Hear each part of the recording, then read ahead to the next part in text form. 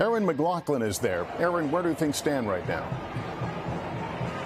Lester, tonight the mayor of New York, pointing to external actors, is urging parents to call their children to get them to leave the campus immediately for their safety. Meanwhile, the NYPD says they're ready to assist if the university calls and asks for their help.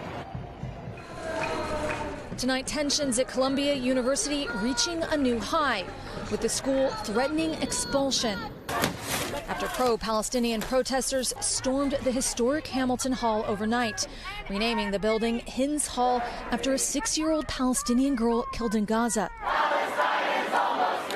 Student journalist Joseph Zuluaga was on the scene. I think when one of the protesters broke one of the windows, I think that's when it set in for all of us that history was really unfolding for our eyes. In a statement today, the university said this is about responding to the actions of the protesters, not their cause.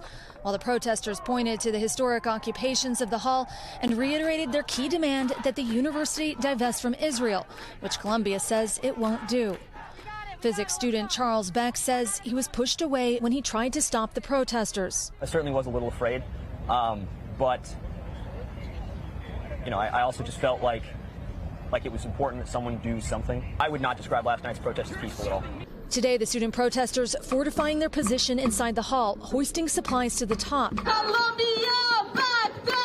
Columbia University has so far refrained from calling back the police. But that's not the case at UT Austin, with protesters back on campus today following yesterday's clashes, which resulted in 79 arrests. At Tulane University, protesters clashed with police on horseback. And at the University of North Carolina, Chapel Hill, tense moments. Nationwide, more than 1,200 have been arrested so far, as the calls for universities to divest from Israel grow louder. We deserve to know where our money is going, where our resources are going. We deserve to know what our university is invested in. Today, the White House writing, the protests must be peaceful and lawful.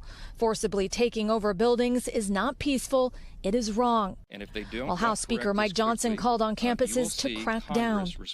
This as universities across the country struggle to balance free speech and hate speech. A lot of people like that I went to classes with, ate dinners with, that are chanting for the erasure of the Jewish state and the death of my family. So I do feel a little heartbroken by this. Columbia professor Reinhold Martin was locking arms on Monday with fellow faculty members to protect student protesters. The divestment question has been on the table for a very long time, and not only with respect to the conflict in Palestine. To me, it's a legitimate tool. Erin McLaughlin, NBC News, New York. Thanks for watching. Stay updated about breaking news and top stories on the NBC News app or follow us on social media.